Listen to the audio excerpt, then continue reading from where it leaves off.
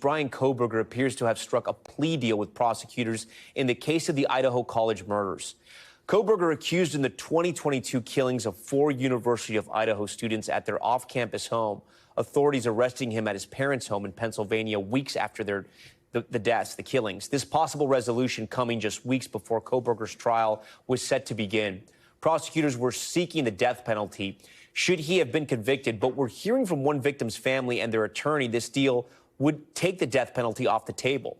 Now, nearly 4 years after those students lost their lives, a possible resolution to the case. Our Stephanie Gosk joins us now on set with the latest. So, Stephanie, walk our viewers through what we're learning at this hour. Well, a possible resolution means there wouldn't be a trial, Tom, which is a remarkable conclusion potentially, but we're not quite there yet. We've been speaking to the attorney for Kaylee Gonsalves's family, who tells us that there appears to be a deal.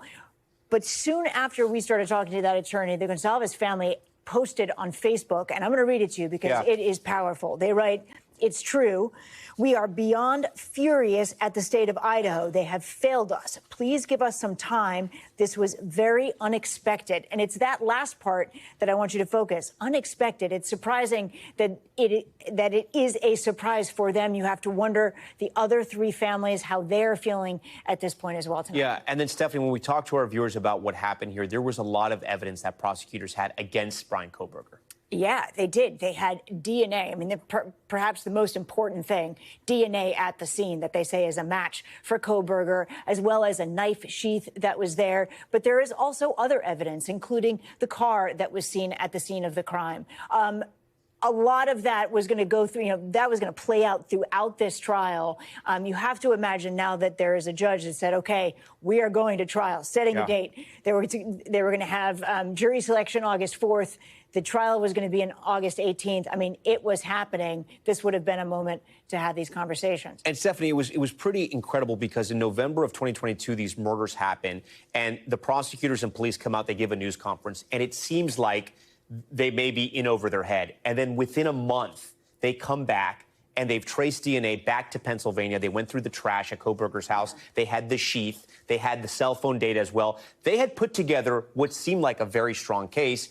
And since then, the defense attorneys have tried a lot of sort of, I wouldn't call them Hail Marys, but different type of defense tactics to get either the case thrown out or moved or delayed and delayed. Yeah, they did try to get it delayed on a number of different fronts, and the judge wasn't going for it. They also tried to introduce other suspects, and the judge said there just isn't any evidence to support that there are other suspects involved. But I want to go back to you talking about those weeks following those murders and the sense of anxiety and fear at the University of Idaho campus during that period of time. And there was a fair amount of silence from authorities as well. But then they came out and they said they were looking for a white Hyundai Elantra. You may remember that. And that was through that car how they were eventually able to trace it back to Bryan Kohberger, who was a graduate student at Washington State University. And that's when all the pieces started to come together. He got in the car with his father and drove cross country. And authorities said that the FBI tracked them for 4 days before they got to Pennsylvania. And that was when that arrest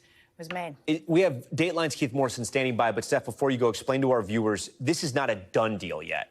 No, it is not official until they get in front of a judge. That would be the judge in Boise, Idaho, who is going to hear the case, present it, and the judge will ask Bryan Kohberger if he agrees with it. All right, Stephanie Gosk on that breaking news. We thank you for watching. And remember, stay updated on breaking news and top stories on the NBC News app or watch live on our YouTube channel.